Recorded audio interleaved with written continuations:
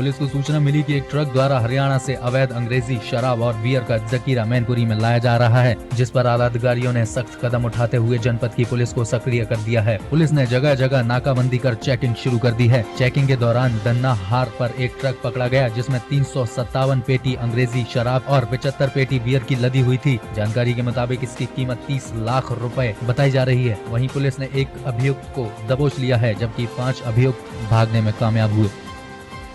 ये आज हमारे यहाँ ये दन्नाहार पुलिस क्षेत्र में गांव फतेहपुर में एक बड़ा ट्रक से दारू लदी हुई कम से कम 375 पेटी मिली है, जो पहले अलग अलग ब्रांड की थी। और ये एक ट्रक में दारू थी, एक स्कॉर्पियो और 4 मोटरसाइकिल थी। इसमें दारू भरी हुई थी, ले जा रहा था, अलग गलत तरीके से व्यापार किया जा रहा था। ये बाहर से मंगाई गई थी और अभी इसमें एक मुलजिम पकड़ा गया है, उससे पूछताछ की जा रही है और बाकी मुलजिम कुछ भागे हुए हैं, उसके बारे में जांच कर रही है।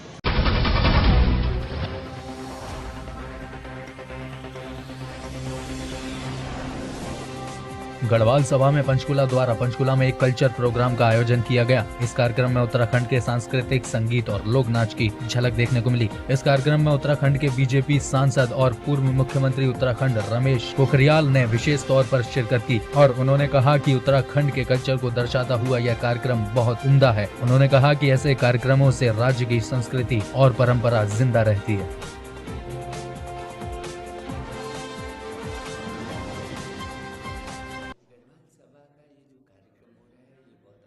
कार्यक्रम है और मैं इन लोगों को बधाई देने के लिए आया हूँ। जब इनकी प्रधान शांति बाबूना जी मुझे दिल्ली में मिली थी तो मुझे पता चला कि यहाँ पर उन्होंने बहुत महत्वपूर्ण काम रखा है। मैं ये समझता हूँ कि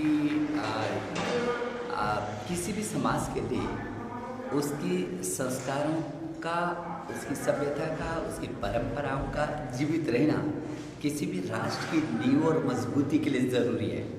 और ऐसे में वो क्षेत्र जो देवभूमि का क्षेत्र हो, जहाँ हिंदुस्तान की संस्कृति की आत्मा बसती हो, जो गंगा का प्रदेश हो, जहाँ वेद पुराण उपनिषदों का जन्म हो, जो प्रदेश हिमालय के नाम से जानता हो, जिसको देवतात्मा हिमालय कहते हो, ऐसे प्रदेश के जो लोग हैं वो विश्व की धरोहर है। वो जो संस्कृति है वहाँ की, जो उत्तराखंड की संस्कृति है, वो भारत की आत्मा है।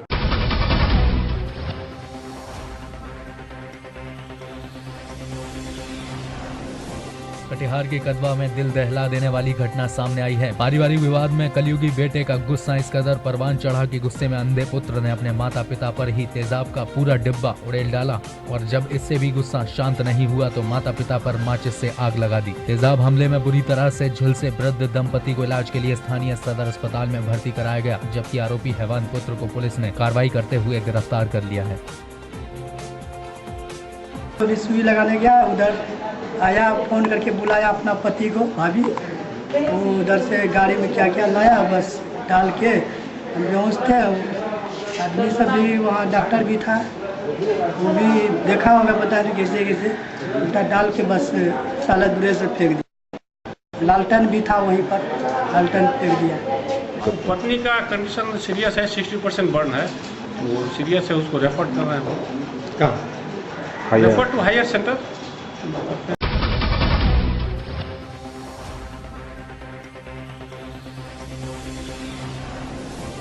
जिला तैराकी संघ के प्रधान राजेंद्र विज ने आज बार हीरोज स्टेडियम में स्विमिंग पूल का निरीक्षण किया। डीएसओ अरुण शर्मा, कोच राम शर्मा व पूल को चलाने वाले सुपरवाइजर भी मौके पर थे। इस बार ये पूल 8 अप्रैल से शुरू हो जाएगा, जिसके लिए अभी से तैराकी करने वालों के रजिस्ट्रेशन शुरू हो गए हैं। जिस तरह से पिछली बार पूल चलाने की अवधि को अक्टूबर माह तक बढ़ाया गया था, इस बार भी ये पूल अक्टूबर माह तक ही चलेगा। इस बार एसोसिएशन की बहुत बड़ी अचीवमेंट है कि हमने पहले ही इसमें मार्च में ही डीसी साहब को और डीएसओ साहब को लिख के दे दिया कि इस बार हम ये चाहते हैं कि अप्रैल के अंदर स्विमिंग पूल शुरू होना चाहिए, क्योंकि पिछली बार जून में खुला था और वैसे भी 7 साल के बाद नवी सरकार जब आई तो जो स्पोर्ट मंत्री अनिल विज जी उन्होंने ये इसको शुरू कराया, 7 साल से बंद ही पड़ा था। इस बार हमने जैसे जनरली पिछली बार हमारा सीज़न के अंदर सिर्फ 3 महीने के लिए पूल चला था, लेकिन बच्चों को प्रैक्टिस करने के अंदर और जब हमने फील किया कि 1-2 स्टेट चैम्पियनशिप है और आगे नेशनल में बच्चों ने जाना होता था, उसके लिए कंपटीशन के लिए तब तक हमारा पूल बंद हो गया था। तो इस कारण हमने कोशिश करी है कि इस महीने हम अप्रैल के अंदर ही स्टार्ट कर दें और इसको 31 अक्टूबर तक, जो हमने लास्ट ईयर 1 महीना एक्सटेंड करके चलाया था इस पूल को, अब उससे भी 1 महीना हम फालतू चलाएं ताकि मैक्सिमम लोग यहाँ पे आके स्विमिंग सीख सके और बच्चे नेशनल्स की कंपटीशन की तैयारी कर सके।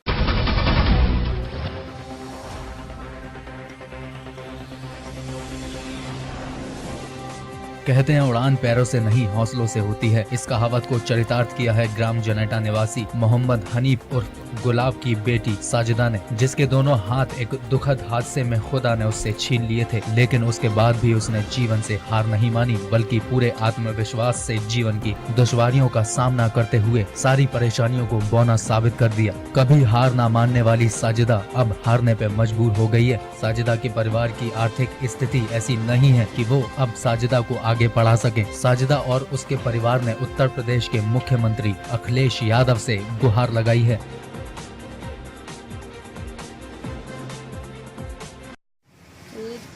हाथ कट गए थे, 6 क्लास में थी जब मेरे हाथ नहीं कटे थे, तो अब मैं कर लेती हूँ सारा ही काम, घर का सारा काम, रोटी बनाना और सिलाई भी कर लेती हूँ और पेंटिंग्स भी कर लेती हूँ, सारा ही काम कर लेती हूँ। ये करने का हौसला कहाँ से आता है तुम्हारे अंदर? परिवार से भी आता है और एक मेरे भैया हैं बहुत अच्छे, उनका नाम सहाबुद्दीन है, वो बहुत ज़्यादा हौसला देते हैं। बच्ची के साथ ऐसा हुआ कि मैं तो जंगल में लेटा कटवा रहा था, स्कूल से इंटरवल में लड़की आई, इसकी अम्मी जो है साबुद्दीन से कह रही थी सोबी से कि बेटा तू कुट्टी काट दे, कुट्टी खत्म हो गई। अब ये जो है साबुद्दीन जो है वो तो रास्ते से घूम के आया, लड़की जो है एक के घर में वो निकल गए और घेर में आके इंजन स्टार्ट करके पहले मुट्ठा लगाया, इसके हाथ आ गई, छुड़ाने में दूसरा भी आ गया, घेर में कोई था ही नहीं। पड़ोस में जब खून के छींटे पहुंचे तो पड़ोस वाले आए तो वो इंजन बंद करा तो इसके हाथ निकाले। मुझे जंगल खबर पहुंची, इतने में जंगल से आया तो इतने घर वाले परिवार वाले जो ऐसे गाड़ी में डाल के अस्पताल ले गए। तो मैं तो अस्पताल में जाके देखा तो इसके पट्टी बन चुकी जब तक। और मैं जो ये चाह रहा हूँ कि मेरी इतनी कैपेसिटी नहीं है कि मैं बच्ची को आगे पढ़ा सकूं और पढ़ाने से ही इसका भविष्य सुधरेगा।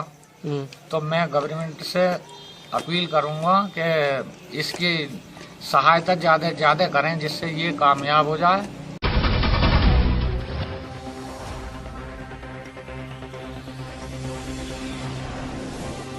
गोहाना के प्रेम नगर में देर रात गोली लगने से एक रिटायर्ड फौजी की मौत हो गई। मृतक अपने ही घर में अपनी लाइसेंसी दोनाली बंदूक की सफाई कर रहा था। बंदूक की सफाई करते समय अचानक गोली लग गई और गोली मृतक की आंख पर जा लगी, जिससे रिटायर्ड फौजी शिव नारायण की मौके पर ही मौत हो गई। गोली चलने से आसपास के इलाके में सनसनी फैल गई। घटना की सूचना मिलते ही पुलिस ने बंदूक को अपने कब्जे में लेकर शव को पोस्टमार्टम के लिए भेज दिया। और ये रिटायरमेंट हो गया था 2006 में। उसके बाद में घर पे बैठे ऐसे ही अचानक सफाई करने लगे, कहीं लोड रखी हुई थी कहीं, तो उसके पहले से ही अरे हो गया था। इनकी अपनी बंदूक है जी? अपनी राशि बंदूक है जी। कौन सी बंदूक थी? 12 बोर की बंदूक है जी। डोगा? हाँ जी, डोगा टाइप। भाई ऐसा है, सूचना आई थी भाई गोली चल गई वहाँ, उसमें जो है ना हम मौके पर गए हैं। मौके पर उन्होंने बताया भाई ये सिक्योरिटी में नौकरी कर रहा है, फौजी पेंशन आया है, और जो है ना बंदूक साफ करा अपनी, साफ करते करते जो है ना बहुत चल गई, उससे उसका लग गया। बाकी कोई कार्रवाई चाहते हो इतफाक से बताओ है होया है, बाकी हम अपनी कार्रवाई करें। यहाँ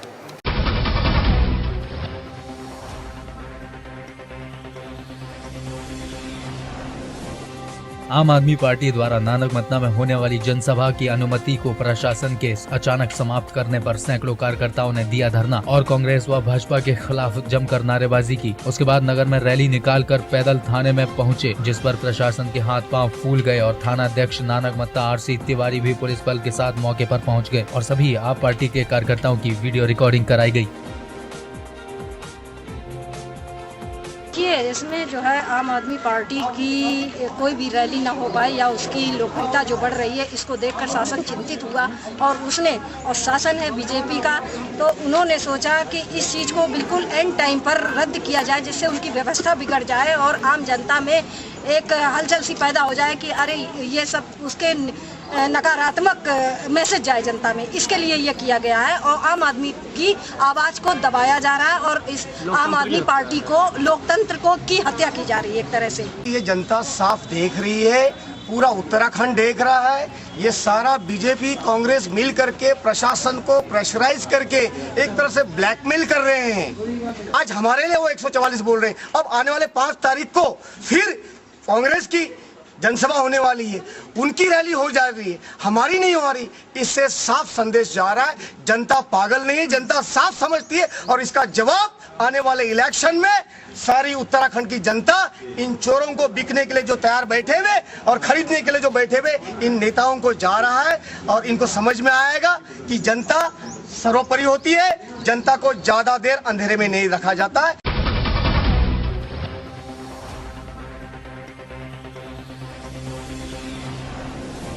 कैथल के गांव जगदीशपुरा के अरुण और सवरजीत रोजी रोटी की तलाश में परदेश गए थे। आज करीब 2 वर्ष बाद घर वापस लौट आए। सीरिया में हालत बिगड़ने के चलते कहीं लापता हो गए थे और वहां की सरकार ने उन्हें ISIS का एजेंट समझकर शक के आधार पर जेल में बंद कर दिया था। करीब 14 महीने जेल में रहने के बाद भारत सरकार के प्रयासों से और विदेश मंत्रालय के प्रयासों से इन लोगों की वापसी हुई है।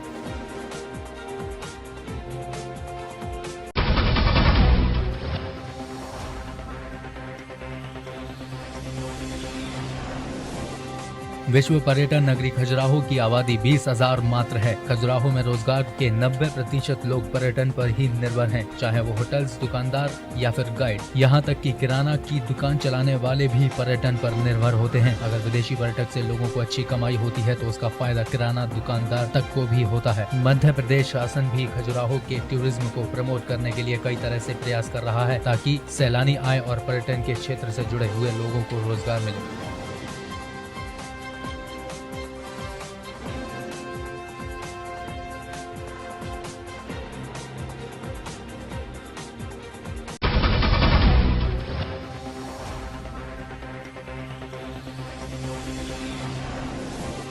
जिलाधिकारी कार्यालय में जिलाधिकारी ने विकास के लिए मीटिंग बुलाई और मीटिंग के दौरान आजमगढ़ तिराहे से लेकर रेलवे फाटक तक डिवाइडर बनना है, लेकिन PWD विभाग अधिशासी अभियंता पवन कुमार ने साफ तौर पर इस सड़क को अपना मानने से इनकार कर दिया और नगर पालिका के स्ट्रेट वहीं नगर पालिका ने उल्टा PWD विभाग की सड़क बताया। विकास का नाम सुनकर दोनों विभाग एक दूसरे के ऊपर ठीकरा फोड़ रहे हैं।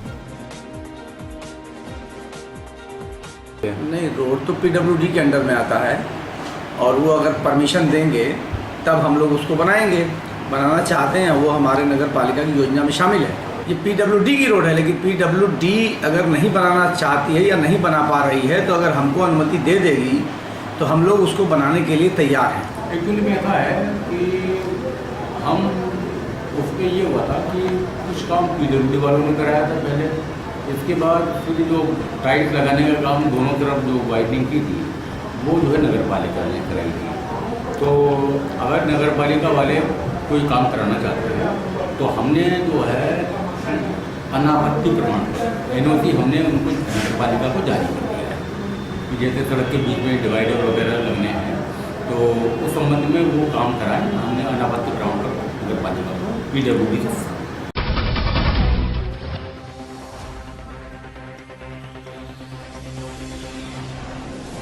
हर साल की तरह इस साल भी यूके में रह रहे संत सिंह की ओर से बनाई गई NRI संत सिंह धालीवाल ट्रस्ट और निहाल सिंह वाला के वीर राव के हाई स्कूल में खोले गए शिक्षा और दूसरों के मुकाबले में पहले स्थान पर आने वाले बच्चों को किया गया सम्मानित। इस समागम की अध्यक्षता निहाल सिंह वाला की MLA पत्नी राजविंदर कौर और निहाल सिंह वाला नगर पंचायत के प्रधान इंद्रजीत गर्ग ने की। मैं ट्रस्ट वालों ਜਿਹੜਾ सरदार संत सिंह वालों ट्रस्ट बनाया गया उस वालों बच्चों को नाम वंडे गए और गरीब बच्चों को लोड़ींदियां चीज़ां जिवें कापियां पेंसिलां पेन इस स्कूल ने एक पक्खा दान किया। मैं इस परिवार का सरदार संत सिंह का बहुत बहुत धन्यवाद करती हाँ कि जिथे सरकार बच्चों के विद्या वास्ते बहुत सारिया सहूलतां दे रहे ਉੱਥੇ ਸਾਡੇ ਸਰਦਾਰ ਸੰਤ ਸਿੰਘ ਵਰਗੇ ਸਮਾਜ ਸੇਵੀ ਜਿਹੜੇ ਲੋਕ ਆ ਉਹ ਵੀ ਸਾਨੂੰ ਬਹੁਤ ਸਾਰੀਆਂ ਸਹੂਲਤਾਂ ਜਿਹੜੀਆਂ ਦੇ ਰਹੇ ਆ, ਜਿਸ ਦੇ ਨਾਲ ਸਾਨੂੰ ਬਹੁਤ ਸਾਰਾ ਲਾਭ ਹੁੰਦਾ। ਮੈਂ ਵੀ ਇੱਕ ਛੋਟੇ ਜਿਹੇ ਕਿਸਾਨ ਘਰ ਚੋਂ ਪੈਦਾ ਹੋ ਕੇ ਇੱਥੇ ਤੱਕ ਗਿਆ ਔਰ ਅਸਲ ਮੁੱਦਾ ਵਿੱਦਿਆ ਦਾ ਹੀ ਹੈ, ਜਿਹਦੇ ਨਾਲ ਮੈਂ ਗਾਂ ਦੀ ਗਾਂ ਵੱਧਦਾ ਗਿਆ। ਸਾਡੀ ਸੋਚ ਹੀ ਹੈ ਵੀ ਜੇ ਵਿੱਦਿਆ ਨੂੰ ਹੀ ਬੜਾਵਾ ਦੇਈਏ ਨਾ, ਫਿਰ ਸਾਡੇ ਹੋਰ ਵੀ ਪਿੰਡ ਦੇ ਲੋਕ ਸਾਡੇ ਵਾਂਗੂ ਐਸ਼ਾਂ ਕਰਨ, ਸਮਾਜ ਸੇਵੀ ਬਣ, ਲੋਕ ਭਲਾਈ ਦੇ ਕੰਮ ਕਰਨ। ਬਸ ਸਾਡਾ ਮਕਸਦ ਹੀ ਅਸਲ ਵਿੱਦਿਆ ਹੀ ਹੈ ਸਾਡਾ ਤਾਂ ਜੀ। ਇੱਥੇ ਹੋਰ ਖਰਚੇ ਸਾਥੋਂ ਮੰਗਦੇ, ਥੋੜਾ ਥੋੜਾ ਦੇ ਦਈਦੇ ਉਹਨਾਂ ਨੂੰ, ਤੇ ਪਰ ਇੱਧਰ ਤਾਂ ਅਸੀਂ ਦਿਲ ਖੋਲ ਕੇ ਹੀ ਕਰਦੇ ਹਾਂ ਵੀ ਗਰੀਬਾਂ ਦੇ ਬੱਚੇ ਪੜ੍ਹ ਹੀ ਨਹੀਂ ਸਕਦੇ ਵਿਚਾਰੇ, ਮਦਦ ਕਰਕੇ ਸ਼ਾਇਦ ਕੋਈ ਉਹ ਵੀ ਸਾਡੇ ਮੁਤਾਹ ਨਿਕਲ ਜਾਵੇ। ਸਾਡੀ ਸੋਚ ਹੀ ਅਸਲ ਵਿੱਦਿਆ ਨੂੰ ਬੜਾਵੇ ਦੀ। ਸਾਡੇ ਪਿੰਡ 'ਚ ਤਾਂ ਸਕੀਮ ਚਿਰਦੀ ਚੱਲਦੀ ਆ ਵੀ ਜੇ ਕੋਈ ਨਸ਼ਾ ਕਿਸੇ ਦਾ ਛਡਾਉਂਦਾ ਨਾ, ਤੁਸੀਂ ਵੀ ਛਡਾਓ, ਇਹ ਛਡਾਉਣ 2000 ਤਾਂ ਉਹਨੂੰ ਦਿੰਦੇ ਆ।